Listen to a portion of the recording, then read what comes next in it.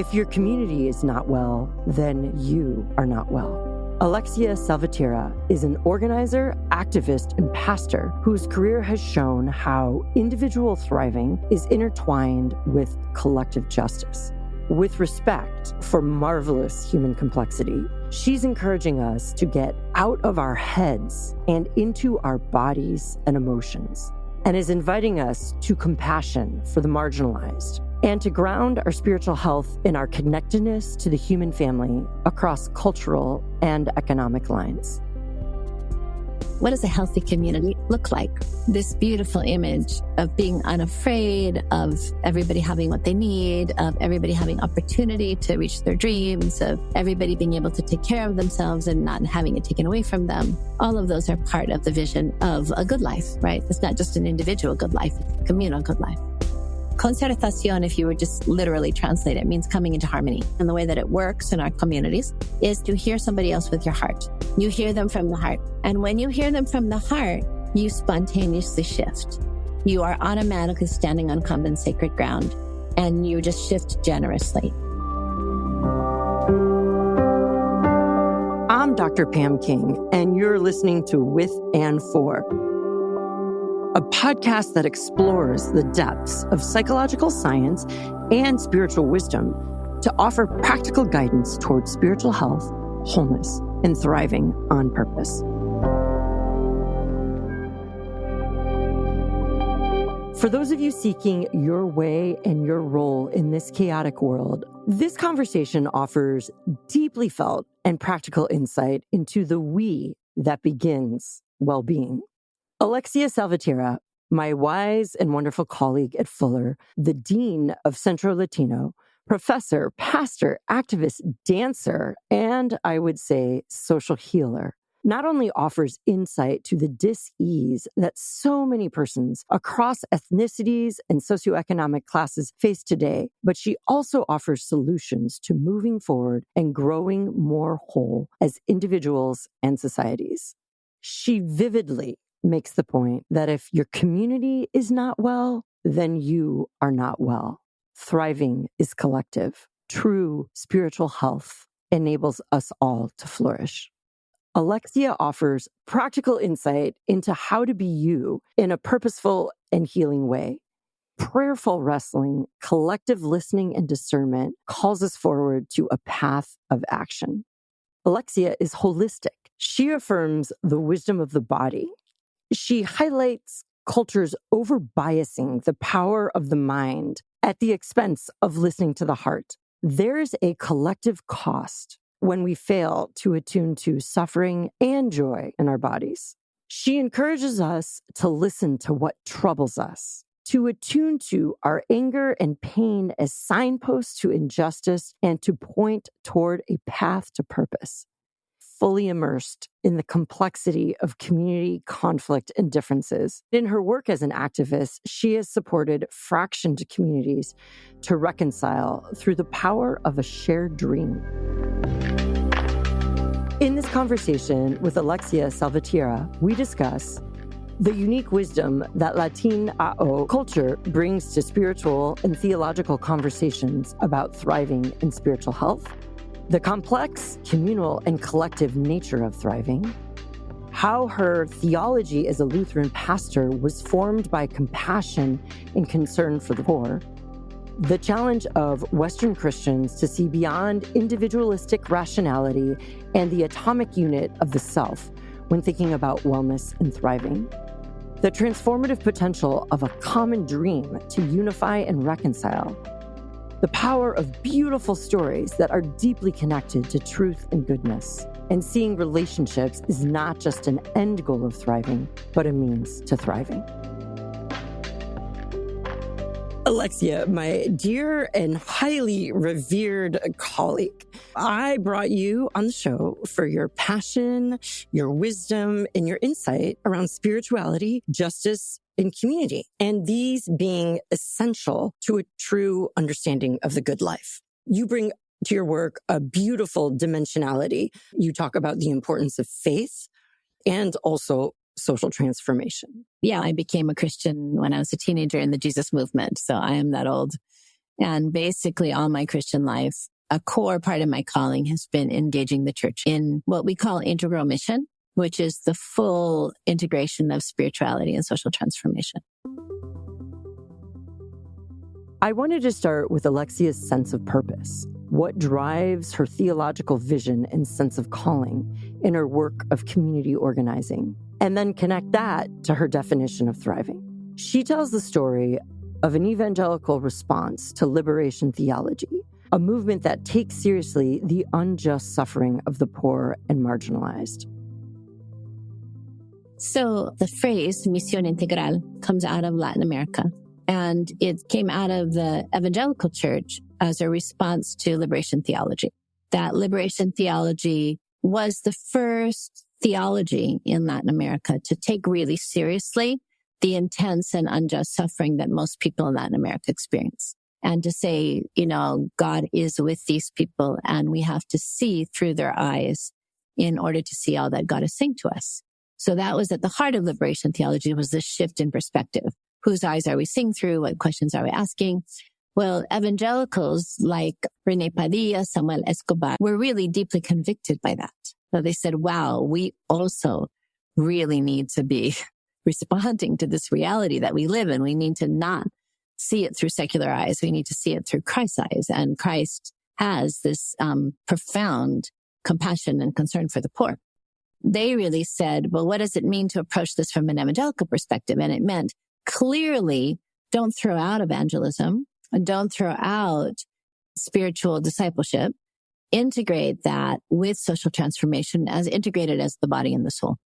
Now, when I hear social transformation, justice, liberation, I personally immediately go to the concept of thriving.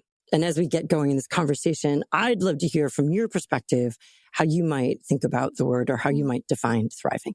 Well, the word bienestar means well-being, but it's not just individual. Bienestar is never just individual. Bienestar is the translation in the Reina Valera, which is the most common, sort of like the New Revised Standard, right? That in the Reina Valera for shalom. So it always has a communal dimension because our cultures are much more communal. So there's really this sense that if your family's not well, you're not well. If your community's not well, you're not well. Of course, we're never perfectly well. I mean, we're not pretending that your family is never perfectly well. And of course, when we think of family, it's not nuclear family, it's extended family. Your family is never perfectly well. But are you on the road to wellness? Are you experiencing wellness? And are you growing in your experience of wellness? That can't ever just have to do with the individual because we're too connected for that to be true. So there's always this collective and familial dimension to bienestar. And to shalom, of course. But shalom, I love the image a Jewish rabbi once said to me about shalom, that shalom is not just peace in the sense of the absence of conflict, but a table, a banquet table with everybody seated around the table and everybody welcome and everybody valued and enough to eat. The Hebrew vision of shalom and the New Testament idea of abundant life means so much more than absence of conflict or just a shallow peace. So I really get this communal collective sense. But you kept using the word wellness or on the road to wellness. And I'd be curious how you would define wellness. So I connect it with abundant life. So the promise of Jesus is never just eternal life, it's abundant life. But abundant life is not just individual, it's communal. And there's a lovely scripture, Isaiah 65. It's this wonderful scripture. So it's very tangible. And it's a picture of communal abundant life. Like what does a healthy community look like, right? And it says that, everybody has their own land. So nobody is landless. It says that people don't build houses that they can't live in, that they enjoy the fruit of their labors. It says that children are not sold out from under them. Like, where are children sold out from under us? Well, not in the United States, but all over the world, right? And I even hear echoes not just of sold out, but what happened when children were ripped away from their parents at the border, right? That your children are not taken from you, that old people live a full lifetime. Years ago, the head of public health in Alameda County was a Baptist pastor. He used to talk about the sounds of a healthy community. And I always thought of Isaiah 65. that he said in a healthy community, you can hear the old people talking, sitting there without fear. You can hear the children laughing because they have enough to eat and they have the opportunity to reach their dreams. And, this beautiful image of being unafraid, of everybody having what they need, of everybody having opportunity to reach their dreams, of everybody being able to take care of themselves and not having it taken away from them. All of those are part of the vision of a good life, right? It's not just an individual good life, it's a communal good life.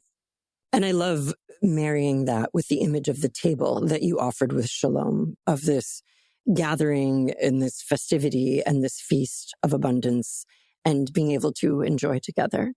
I was really curious when you talked about in children have the opportunities to pursue their dream. When you think of a dream from the perspective of bienestar, what is the dream?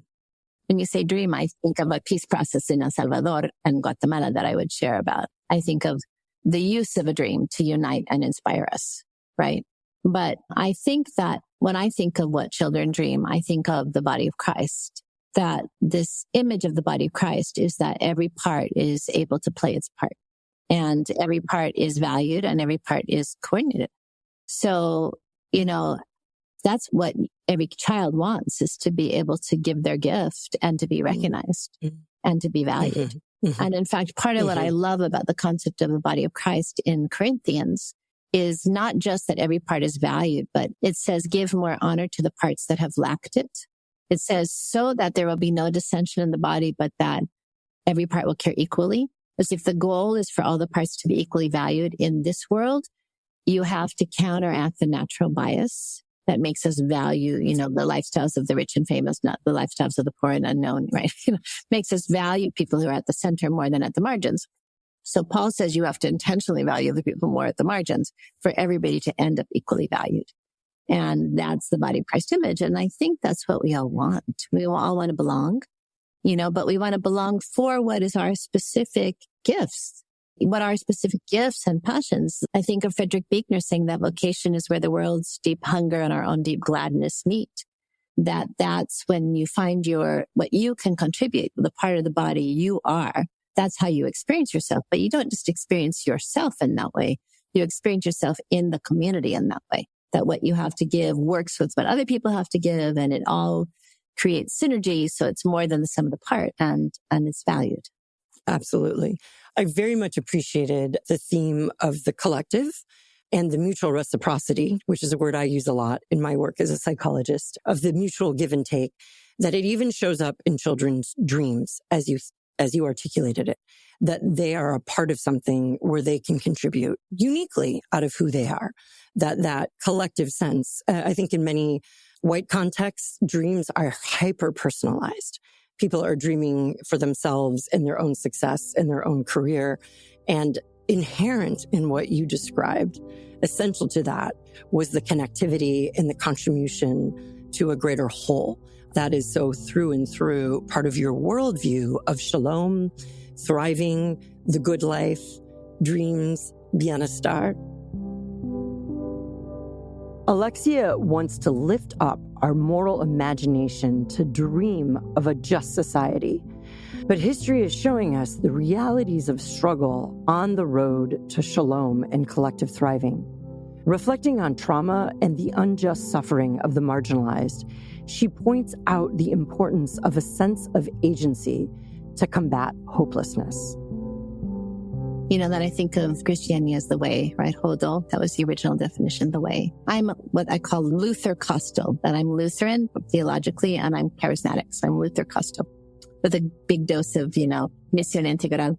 But that means, if I was just charismatic, I was just Pentecostal, I would be really focused on just the experience of positivity, just the experience of joy, just the experience of, the Holy Spirit. But because I don't just see the world that way, I'm Lutheran, I think we live on this side of the cross, not with foretastes of the feast to come. And I think that often we have the experience of victory in the struggle. It's not that we arrive. It's not that we've created the perfect community that is described in Isaiah 65, but the sense of agency, the sense of being able to do something that moves us toward that is in itself deeply nurturing to the soul. I'm co-teaching a course with Cynthia Erickson called Trauma and Faith. And I've been learning a lot about trauma. And most of the standard resources on trauma talk about trauma as something that happened and then ends. And so now what you have to find for people is safety. In Latin America and in many Hispanic communities in the United States, wait. It doesn't end, right? The situation doesn't end. It's not like you can find safety. Tell somebody who is a mother of citizen children, but they're undocumented. No, where's the safety, right? But what you can find instead of safety is agency. And that combats the sense of helplessness and hopelessness. So the experience changes, even though the objective reality doesn't. So this sense of foretaste of the feast to come, or victory in the struggle, is very much what has sustained me all my life. That it is the promise of the resurrection, but it is also Jesus with us in the suffering. It is that experience of walking the way that is really what gives me life. So I don't have long-term dreams. I'm not a utopian person. I'm not a prophet. I'm an organizer. It's all about, can we get a little farther down the road? But it is the process of getting a little farther down the road that is satisfying to the soul. It gives you agency. It combats helplessness and hopelessness. She describes an early gift of empathy for others, the ways she felt injustice in the pain of others in her own body. So when she eventually discovered faith and spirituality, she identified with the compassion and empathy of Christ. I always had what we call the spiritual gift of justice. I actually heard that for the first time from my friend, Pastor Rene Molina, who told me that I had the spiritual gift of justice. He said, a spiritual gift is a compulsion. It's a fire in the belly that then if you live it, it helps the body of Christ to have all aspects of the body of Christ, of the call of the body of Christ. People find we would say granito de arena, their little piece of grain of sand that they contribute to this full plate of all of the characteristics of the work of the body of Christ. So I always, since I was a child, felt injustice happening to anybody in my own body. And I was not at peace till I could try to make it better. That just means that what I can do then is inspire and guide other people in the body to find their little way to participate that makes sense in their lives. Alexia is shining a light on the unjust suffering of the marginalized. I often marvel at the societal tendency to valorize suffering. There's such a powerful narrative of noble sacrifice. And Alexia points out the detrimental influence this has, particularly on women. She points out two words that are really important to her, dolorismo and orthopathos. These are very interesting concepts. Latin American theologian Nancy Bedford defined dolorismo as the glorification of suffering for its own sake. And Samuel Sullivan explains the term orthopathos makes the distinction between suffering that results in self-alienation and suffering that becomes a source for liberation and social transformation. I want to go back when you were talking about people who live in chronic trauma, where they don't have a sense of safety, that it's not this trauma that it's not episodic, it occurs and it finishes and then you recover from it, but it is a constant threat, constant adversity and lack of safety. And you talked about cultivating a sense of agency as a bit of an antidote to lack of safety. I've also heard you in other contexts speak about love and grace, and I'm wondering how experiencing God's love and grace might also impact one's ability to live under chronic threat. So there's two words that people use in Latin America around responses to suffering that are an answer to your question. And one word is usually seen negatively, but I actually don't see it negatively, so I need to unpack that. That the word that is often seen negatively is called dolorismo. It's connected with women who suffer in silence and who ennoble the experience of suffering, see suffering as noble, right? Very negative. And then there's orthopathos, which is connected to liberation theology, which says that we see suffering as useful in that when suffering can be useful in attaining justice, either because it spurs you forward or it helps you understand injustice better or, whatever it does, gives you strength, whatever it does, when it's used to make change. That's orthopathos, right? That's what God would want. So these are juxtaposed. But at one point I was thinking about, my grandmother, and I was thinking about people of that generation, even my mother's generation. And I was thinking that dolorismo is about the first half of the Serenity Prayer. When you can't change the situation, when you have no options, how can you not be destroyed by it? How can you transcend it? How can you have a sense that your suffering is the cross? And so your suffering is something that you are not helpless. You are Christ. He is in you. The Holy Spirit is your consolation, your consuelo, right? And it is. But of course it isn't alone. Like you said, it's in relationship, right? You're not by yourself. You're with other people that are also suffering and also experiencing this transcendence, this refuge. Like people in Pentecostal churches will talk all the time about the refuge of the church. You get to go to this place of joy, of pure joy that the world cannot take away. And you transcend all the suffering. When you have no option of change, there is nothing wrong with that. It's sacred. It stops being sacred when you do have the option of change. The second part of the Serenity Prayer. Have the courage to change the things that you can't. And then you need to shift over to orthopathos, that how is your suffering useful in changing the things you can?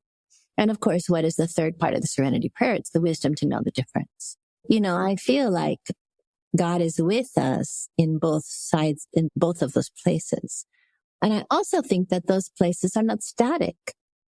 Some of our differences in theology or spirituality are really cultural differences. So what do I mean by that? I mean that I grew up with at least part of my culture with a very fluid worldview. You're not either in dolorismo or orthopathos. You're not, I can't change anything or I can change everything. That we live in this fluid reality where you have to surf the spirit. I didn't grow up with a world that was in boxes. I grew up with a world that was fluid and paradoxical. Dynamic and changing. Dynamic and the world is a moving planet. And you don't think you can control everything. A fluid reality where we have to surf the spirit. There is beauty in the acceptance of lived paradox and a recognition of the few things we can control in life. How does your Hispanic heritage, or perhaps Ukrainian heritage, influence that, the bounded set versus the centered set, and that fluidity? I didn't grow up with this sense of control of the world, right? It just wasn't part of how I grew up. So I remember the first time I did some serious academic writing and I handed it to a friend of mine who was a white male academic. And he said, "Where's your point of view?" And I said, "What?" He said, "You're supposed to say, I'm right and they're wrong. And this is why I'm right and they're wrong." And I said, "But they're all right in some ways." So this is what I would add to it. This is my perspective. And then this is how it fits with all the other perspectives. He was like, "No, that's not how you do it." I was like, "Oh, well, I'm sorry. I'm not going to do it that way." It's cultural. I think a lot of things, Pam, in evangelicalism in the white middle class world they're cultural, but they're assumed to be biblical. I think that's very, very well said. This reality really connected for me in the psychological terms of adaptivity, agility, and attunement. And when we apply this approach to spirituality and thriving, to justice work, it creates a very delicate and dynamic balance. I think, again, the systemic ecological lens you have lends itself to your seeing the world so dynamically related that things like being adaptive, agility are very central to your way of being in the world. And even the concept of thriving as being on the way towards wellness, it's a very dynamic journey, growth, understanding. And I'm guessing it's not linear in your mind either, that there's lots of ups and downs. No, it's not at all linear. No. We live in the in-between time between the first coming of Christ and the second coming. And it's like the sun and the clouds. There's sometimes you have to be wise as a serpent and innocent as a dove. There's sometimes when people are going to be their carnal and sinful selves, and you better be ready to deal with that. And there's going to be other times that that you can encourage people to be their new self, their best self, their holy self. And then you have to make room for that. But you have to be constantly consciente, aware, conscious, because the sun and the clouds in this in-between time, sometimes you turn the other cheek and you save your opponent. Sometimes you turn the other cheek and you get shot. And going back to your comments on the serenity prayer of knowing those moments when to accept you can't change, living with the presence of Christ and the sense of being able to transcend, experience joy, even in the midst of suffering, and then knowing when that suffering can be a catalyst for progressing or moving along the way. And then the third piece I'd like to ask you about, the wisdom to know the difference. How, in your perspective, do people cultivate the wisdom to know the difference? Because I think generationally, people have a different sense of empowerment, gender-wise, station in life. People often feel more or less empowered to change. And how would you encourage people to cultivate wisdom to know if this is something they should accept or if it's something that they should fight back? Wait, what a wonderful question, Pam. And I do want to go back for a minute. I don't make the collective into an idol. You know, a lot of people come to this country because the freedom that individualism gives you, especially for women who come from societies where we might not have a lot of power, that the power that's available in the U.S. for women, individual, is astounding, right? So I'm not trashing individualism, but I'm just trashing the super individualism that happens in this culture, which to me is crazy. I think there are three things that I would say. The first one is that you do discern in context of community. You know, you can't see the log in your own eye. You really need to talk to a lot of people and you need to listen well, always. And some people are in positions of sacred authority. And I particularly, I tend to expect the word of God to come through the bishop, I also tend to expect the word of God to come through the poor. There's these loci of revelation that are really helpful, right? That come to us, these places where God particularly speaks, these thin places, as the Celtics would say. But you also have to do your individual discernment. You have to sort things through with the best of your secular capacities or your worldly capacities and the best of your spiritual capacities, all of the above. But then the third thing comes out of liberation theology, which is that you learn by doing. So you have a sense of what God is calling you to from what you hear from others, what you hear in yourself, what you discern in the word, what you've learned, all of those things together. But then you know that you're not, you are never perfect. So what you're going to do is obey the best that you know. And you're going to trust that as you do it, then you learn more. And that's what the liberation theologians were saying. They were saying, do justice. Like live what the word is calling you to. Try to respond effectively. Be good stewards of every gift God has given you in your response to the poor, right? So respond to unjust suffering with every gift God has given you. And yeah, maybe you won't get it right, but then you'll learn because God will not stop speaking. So Gustavo Gutierrez recently, one of the early liberation theologians said, yeah, we were really wrong about socialism. Yeah, we were utopians and we were wrong, just wrong. But we were trying our best, and God continued to speak and, things have evolved and we're learning, and I think that's what we have to trust, that you obey and then God reveals more. I really appreciate this notion that the Spirit is on the move. God's work continues in this world and there's new gifts needed and called forth and recognized through those beautiful criteria you offered. And in terms of the serenity prayer, there might be seasons where it is accepting the suffering. And there might be seasons where it's like, no, I need to stand up and challenge this. I might have new skills. I might have new perspectives. I might have new relationships that can enable me or support me in this injustice. Alexia, love the serenity prayer. You've highlighted really three beautiful, important components of it. I would be so grateful if you would offer our listeners an English and Spanish version of it. Sure. You can join me. Obviously, probably more of your listeners speak English, so you can join me and then I'll do it in Spanish. God, give us the serenity to accept the things we cannot change, the courage to change the things we can, and the wisdom to know the difference. Dios, concédeme serenidad para aceptar las cosas que no puedo cambiar, valor para cambiar aquellas que puedo, y sabiduría para reconocer la diferencia. Amén. Amen.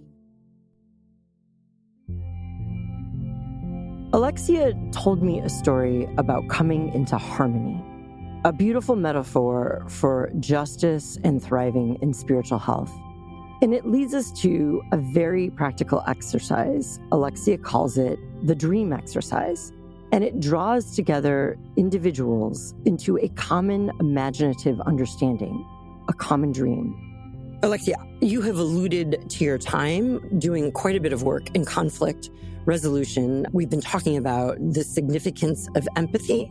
And you also talked about how different cultures can come up with out-of-the-box solutions. And I'd love to hear a bit more about what you've discovered about working outside of the box, or perhaps what's typical or expected, and especially in the area of conflict resolution. So there was a civil war in Guatemala for 36 years. There was a civil war in El Salvador for 16 years. And the U.S. really was instrumental in funding those wars, keeping them going. And then the U.S. stopped the funding, and there was a real desire for peace. But these are small countries. And in small countries, when you've been in a civil war for that long, people in power are directly or indirectly responsible for the deaths of each other's families. So the desire for vengeance is very deep. And so there was a formal peace process in the United Nations, but it was going nowhere. And Dr. Oscar Arias of Costa Rica, he was the president, decided to do an informal peace process behind the scenes. And I was actually working for an international organization that raised the funding for this process. So we were able to have somebody at the table. I was very young, but I was the only person who spoke fluent Spanish. So anyhow, I got to be at the table, and they all just thought I was somebody's daughter. But part of what Dr. Arias did was that he didn't just invite the two warring sides.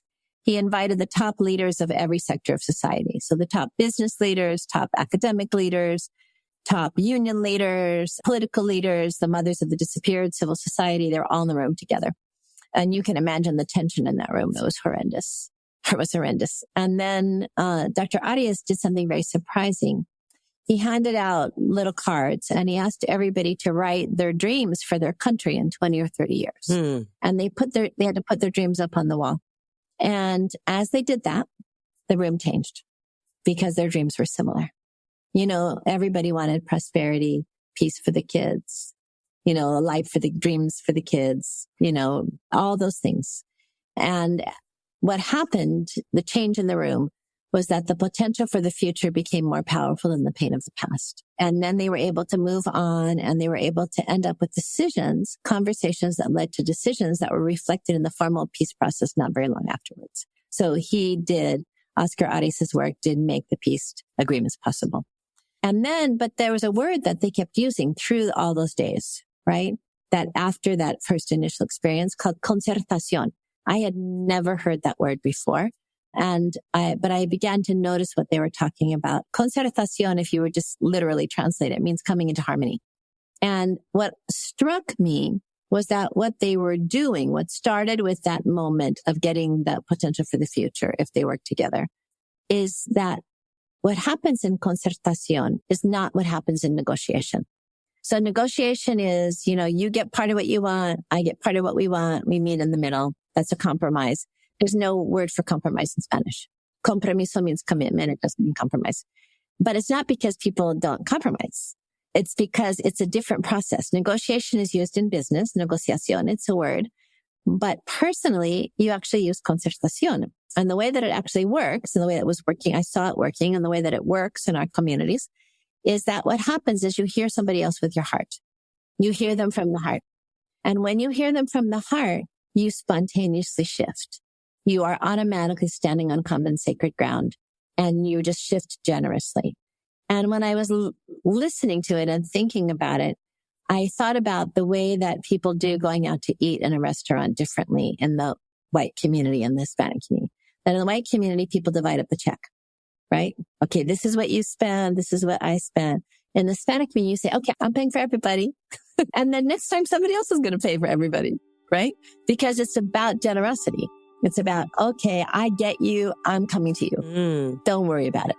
But then when that happens both directions, you end up in the middle. But you end up in the middle in this different way that really has everything to do with the cultivation of empathy or the experience of empathy. I think about the impact of shared vision that can heal and reconcile relationships. When we can find those decentering experiences that pull us out of our myopic tunnel vision and truly allow us to share a vision with others, whether significant others or even stranger others, this, I think, is truly an important movement toward collective thriving. She spoke about this all in the context of violence and deep conflict in Los Angeles. But what about in our day-to-day lives, in our polarized society or fractioned congregations, even within our families? How can we find and create a collective vision together? What are our common human hopes and desires? So the dream exercise, I want to share with you what that meant when I started using it on a personal level. Years later, in the United States, between Black and brown communities in South LA, there was terrible conflict. This was right after 1 million people marched for immigration reform in Los Angeles.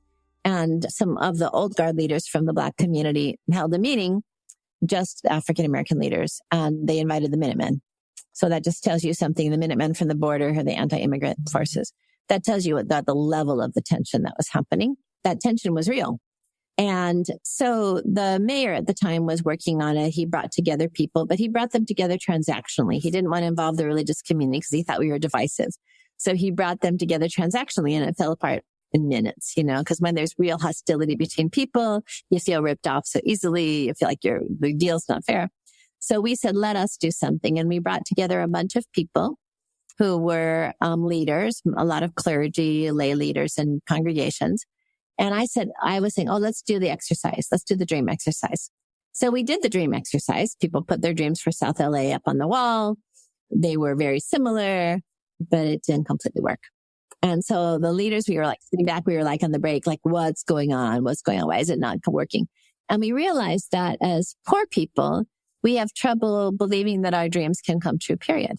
Like, it's lovely that we have common dreams, but we don't actually believe that these dreams can come true. And so we can't let go for that generosity and that empathy to happen.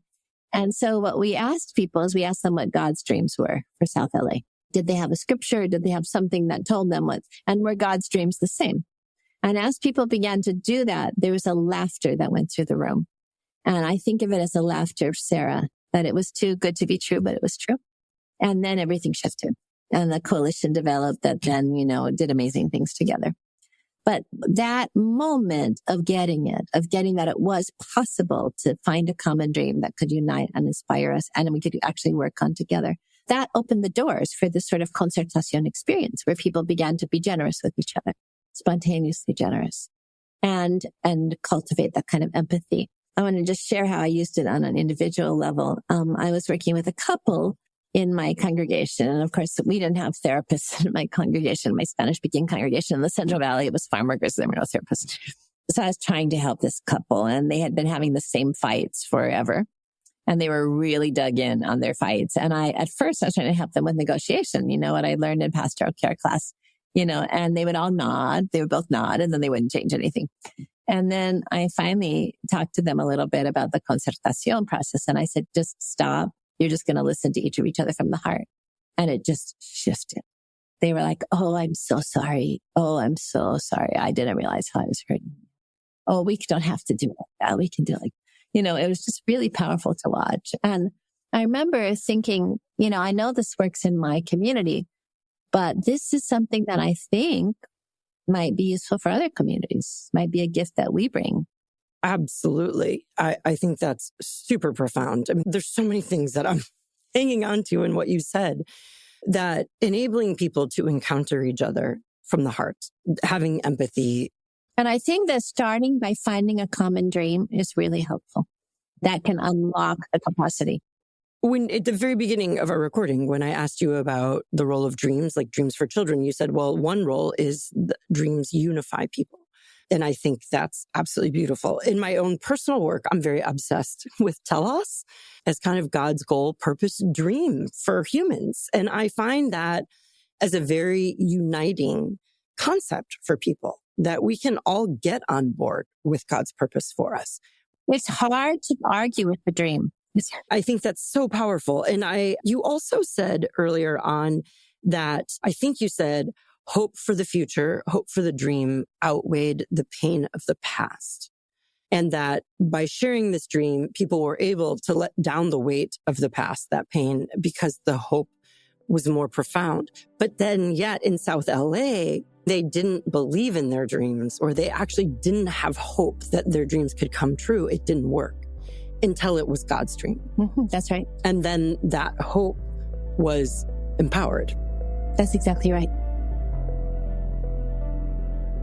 Taking God's perspective, or in research terminology, taking the perspective of a benevolent third person in regards to someone that you're frustrated with or in deep conflict with. You might ask yourself, how does God view that person that you're so frustrated with? How does God view the individuals that make up the other side of the political divide? God loves them. How do we wrap our minds and hearts around that? There is a great book on marriages out right now that an intervention for couples in conflict is exactly what you're saying. The guy's last name is Finkel at Northwestern, and he talks about in conflict to stop and take a benevolent third person's perspective of your partner or the person that you're in disagreement or frustrated or angry with, and think about that benevolent third person, aka God's perspective of that person. And that takes you out of your pain and gives you a more transcendent perspective. And that begins to enable people to find a common pathway forward. That's so interesting. That's fascinating. You know, in an era marked by polarization, having that unifying vision is very helpful. In fact, I did my dissertation on social capital, and I operationalized social capital by a relational dimension that was like trust and respect, a structural dimension that was like interaction and time spent together, and a cognitive dimension, which was shared vision. And that relationships that share a vision and share values are more influential on each other. So when we can identify and name that vision and share it, those are more effective relationships. You know, the experience I have listening to you, Pam, is an experience of enculturation.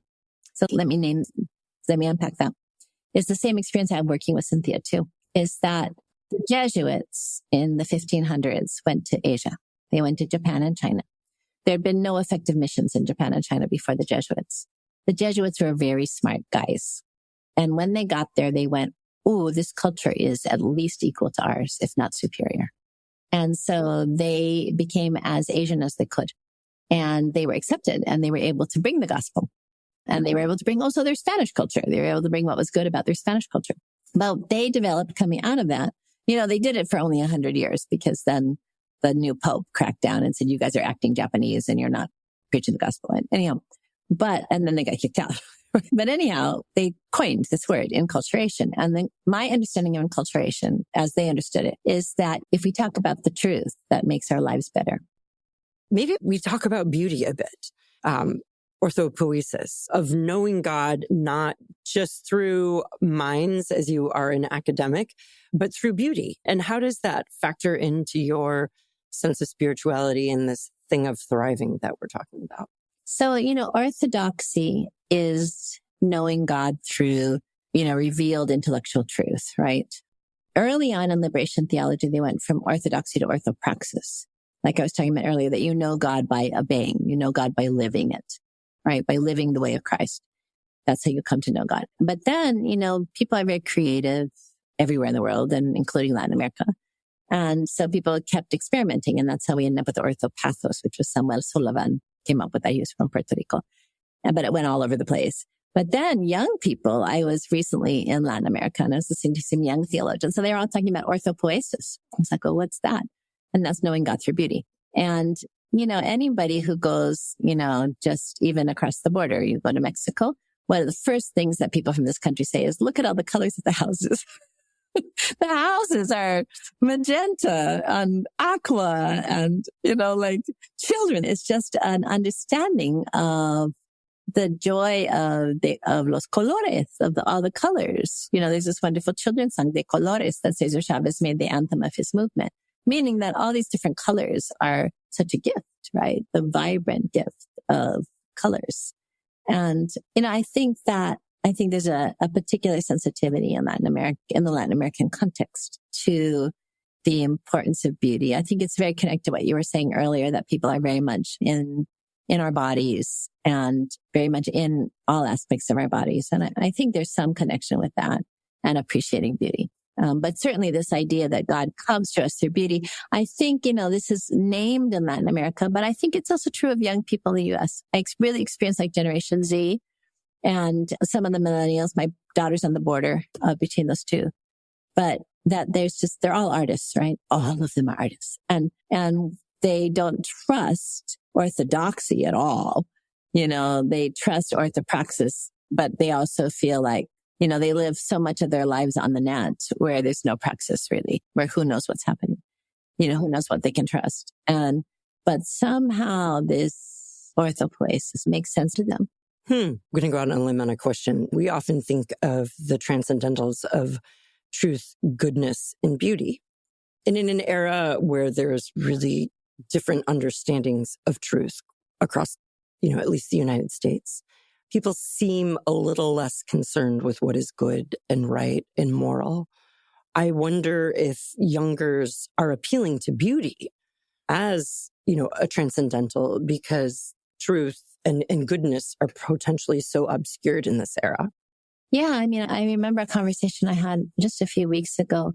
I've had the experience a lot of working with InterVarsity and Crew and with millennials. And when I would tell millennials the stories of the movement, the stories of how we had been able to achieve societies that were more inclusive and just and abundant for everyone, that they would be really moved by that, right? Like they were just moved, that they went from sort of nothing's changed to, oh, look, change is possible. And they would get very inspired and they would, I love the passion of young people. But then when they were, I had a number of T's that had become staff for InterVarsity and, for La Fe and Destino. And so they asked me to come speak, but there were a whole bunch of Gen Z folks in the room too. And I was telling my stories, right? And the Gen Z folks were like this, like, what is going on here? Like, why aren't you inspired by these stories? And so recently I was talking to a young Gen Z leader that I'm close to. And I told her that story. And I said, Priscilla, help me understand this. And she said, she laughed. She said, because we don't believe your stories, because we are so used to stories coming at us that are so beautiful and so moving and not true. She said, because we are deluged by a world in which we cannot possibly tell what is true and what is not. That the only way we know is, if you live with us over time, we know you and we see you. A story, we have a million stories and we don't know what's true and what isn't. And they're beautiful stories. But, that's just interesting to me in terms of, every generation does have its core questions. Enlightenment generations were asking about what is true. Generations after that were asking about what is good. These new generations, all they're left with is what is beautiful. But I don't think we stop there. I think we do have to share life together in a way that gives them something they can trust. I wanted to close by drawing out what Alexia has been saying about concertación, a coming into harmony that really resonates with my work on reciprocal relationships, how mutuality and coevolution is central to who we are as human beings. And it's not just about who we are, but how we heal and become whole.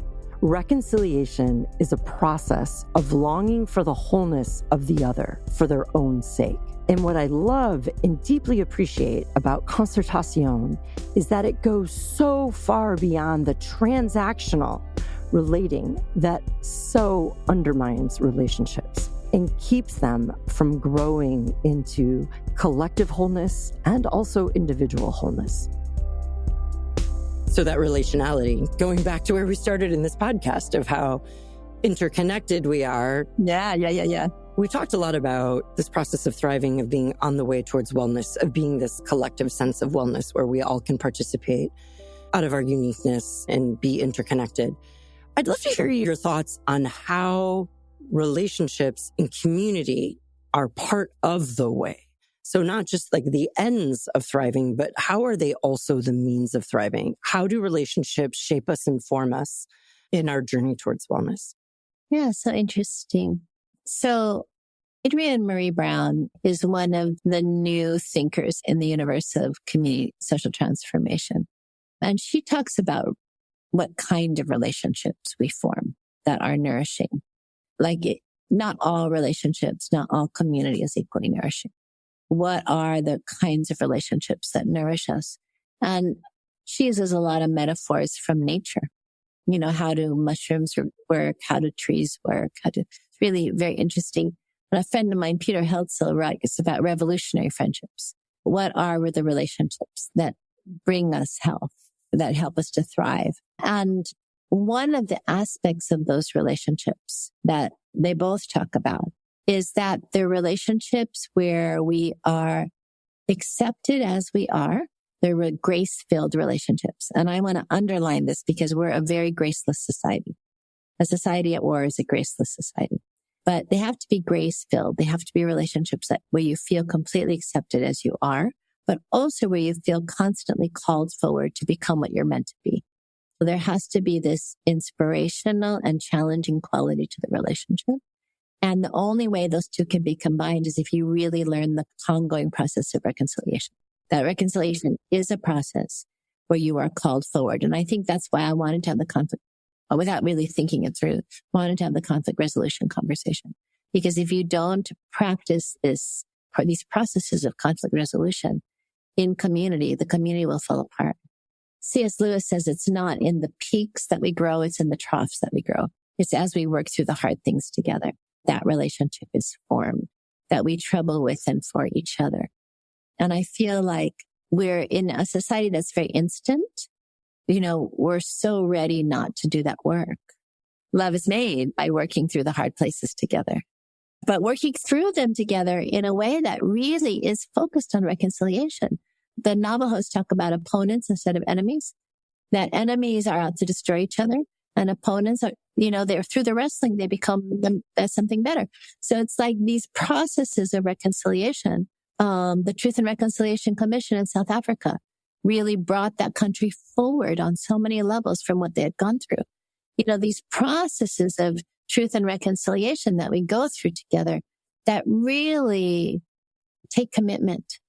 They take commitment. And I feel like that's sort of the bottom line of building revolutionary friendships. There's a word that Adrienne Marie Brown uses, co-evolutionary relationships, which I just love that word, that you're helping each other grow. Hoyt Axton, the country western singer, he says this song where he says, "I will not rest easy till all your dreams are real." That's really beautiful. I want you to be happy, and I hope you always will. For I cannot rest easy till all your dreams are real. Till all your dreams are real. And to me, that's the co-evolutionary relationship, that I'm committed to your growth. And that means I have to accept you as you are, embrace you, but also push you and call you forward. That paradox is at the heart of that relationship. When you were first talking about concertación, one of the most beautiful things I thought you said was about seeing the wholeness of the other. Where in a compromise, you're giving and taking, like it's just bits and pieces, it's transactional. But in concertación, there is an acknowledgement of the whole other person. You're not asking them to give up who they are, but there's a recognition and acceptance of who they are, but bringing the best forward. Yeah, sure. And that is how reconciliation happens. Yes, that's right. You see the possibility that we see each other as the children that we are, with the potential to grow. that we never stop in some ways being children. And so you see the child in the other and you love them the way you love a child. You want to love them into being everything that they can be. Right? With my work in the telos of the reciprocating self, I always think of, we are made to be in mutually reciprocal relationships where we do call the best forth of each other. And every time I have the opportunity to officiate a wedding, that is my prayer for the couple, that they grow more fully into their own selves and in their uniqueness as they grow in unity. And that coupleness is emergent out of the two, but they never lose themselves in that process. Yeah. And, I think that I always love the part of the traditional ceremony that says, if there's anybody here that thinks this should stop, say it now, right? That part of the traditional wedding ceremony. Oh, yeah. But you can turn that around and say, will you all do all that's in your power, community vow, to help them to be whatever they can be, like to fight the dark forces that could stop this from working. Can we unite as a community to fight those dark forces? Can we support this marriage? And I think that when we were a less fragmented society, that people had more of that support. It's really, how can you be married without any support? How can you raise a child without an extended family? I can't even imagine it, but people do, but they do. And there's some heroism there, but we weren't made to just do this by ourselves. Marriage is the advanced school of love. And so is parenting. Absolutely. Amen to all of that. Alexia, I'm so grateful for you to enter in fully as you in this conversation and to offer not just your wisdom and knowledge and insight, but also your intimate personal experience and cultural knowledge. I really appreciate you bringing so much thought on what is truth, goodness, and beauty, and how our faith plays into that. And not just for the ends of our own faith or our own journey, but for a greater vision and a greater dream that involves social transformation and relationality at the core. Amen. Alexia Salvatierra's life and work and theological vision all paint a beautiful picture of harmony and shalom, a collective thriving that invites and embraces everyone and welcomes everyone into the family of abundant life. The key takeaways that I will carry with me from this conversation are the following. If your community is not well, then you are not well. Thriving is collective. We all have a core psychological drive to belong and to be received and to contribute in our families and communities. Thriving involves a necessary commitment to justice and is beautifully captured by terms like shalom and concertation. The Christian tradition of compassion and concern for the marginalized can pull us out of our heads, out of our tunnel vision, and move us towards the transformation of society. And lastly, communicating a common dream or shared vision can help us move from an atomic individualistic mentality to loving community and reconciliation. With and For is a production of the Thrive Center at Fuller Theological Seminary. This episode featured Alexia Salvatierra. This season, new episodes drop every Monday. For more information, visit our website, thethrivecenter.org, where you'll find all sorts of resources to support your pursuit of wholeness and a life of thriving on purpose. I am so grateful to the staff and fellows of the Thrive Center and our With and For podcast team. Jill Westbrook is our senior director and producer. Lauren Kim is our operations manager. Ren Jurgensen is our social media graphic designer. Evan Rosa is our consulting producer. And special thanks to the team at Fuller Studio and the Fuller School of Psychology and Marriage and Family Therapy. I'm your host, Dr. Pam King. Thank you for listening.